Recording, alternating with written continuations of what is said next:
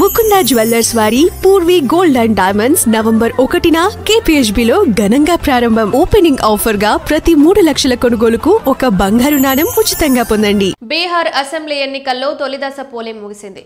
మొత్తం 243 అసెంబ్లీ స్థానాలున్న బీహార్లో 2 దశల్లో కేంద్ర ఎన్నికల సంఘం పోలింగ్ నిర్వహిస్తోంది. దీనిలో తొలి అర్ధ భాగం గురువారం ముగిసింది.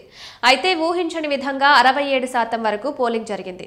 వాస్తవానికి బీహార్ చరిత్రలో ఇప్పటి వరకు 67% పోలింగ్ నమోదు కావడం ఇదే తొలిసారని అధికారులు, రాజకీయ నేతలు కూడా చెప్తున్నారు. ఈ పరిణామం మహాగఠబంధన్ కు నేతృత్వం వహిస్తున్న కాంగ్రెస్ లో సంతోషం నింపింది. తొలి దశ పోలింగ్ లో 121 స్థానాలకు సంబంధించి పోటీలో ఉన్న అభ్యర్థుల భవితవ్యాన్ని ఓటర్లు తేల్చేశారు. పూర్తిగా ఈవీఎంల ద్వారానే జరిగిన ఈ పోలింగ్ లో మహిళలు ఎక్కువగా రావడం మరో చర్చకు దారితీసింది. ఇరు పక్షాల కూటములు బీజేపీ నేతృత్వంలోని ఎన్డీఏ, కాంగ్రెస్ నేతృత్వంలోని మహాగఠబంధన్లు మహిళలపై వరాల జల్లు కురిపించాయి.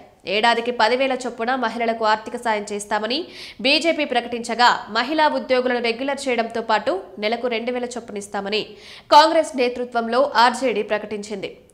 ఈ కారణంగానే మహిళలు పోలింగ్ బూతుల వరకు చేరుకున్నారన్న వాదన వినిపిస్తోంది. ఏదేమైనా గతంలో 45 నుండి 55%, 2000 సంవత్సరంలో 62% మాత్రమే పరిమితమైన పోలింగ్ తాజాగా 67% పెరగడం అనేక చర్చలకు దారితీసింది. మరోవైపు దీనిపై కాంగ్రెస్ అగ్రనేత ఎంపీ రాహుల్ హర్షం వ్యక్తం చేస్తున్నారు.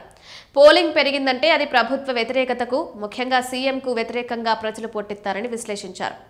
ఇదే విషయాన్ని ఆర్జేడీ నాయకుడు తేజస్వి యాదవ్ కూడా చెప్పుకొచ్చారు. వాస్తవానికి బీహార్ ఎన్నికలంటే దొమ్మిలు, భూత ఆక్రమణలు కామన్. గతంలో అనేక కేసులు కూడా నమోదయ్యాయి. అలాంటిది ఈసారి కేంద్ర బలగాలను రంగంలోకి దింపారు. ప్రతి బూత్ ను సీసీ కెమెరా నిఘాలోకి తీసుకువచ్చారు. ఫలితంగా ఎలాంటి విధ్వంసాలకు అవకాశం లేకుండా కేంద్ర ఎన్నికల సంఘం పక్కా చర్యలు తీసుకోవడంతో పోలింగ్ ఉదయం నుంచి సాయంత్రం వరకు ప్రశాంతంగా సాగిపోయింది.